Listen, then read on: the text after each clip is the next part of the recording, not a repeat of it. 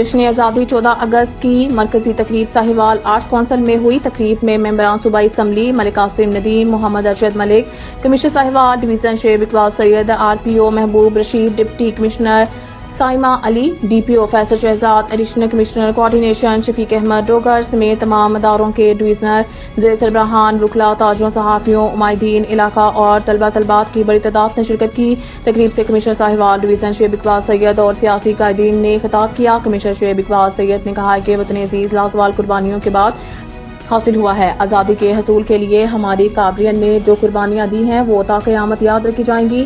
پاکستان اللہ تعالیٰ کا انعام ہے، ہمیں پاکستان کی ترقی اور خوشحالی کے لیے ذمہ دارانہ کردار ادا کرنا ہے، اپنے اختلافات کو ختم کرتے ہوئے پاکستان کی سالگرہ پر اسے تحفہ دینا ہے۔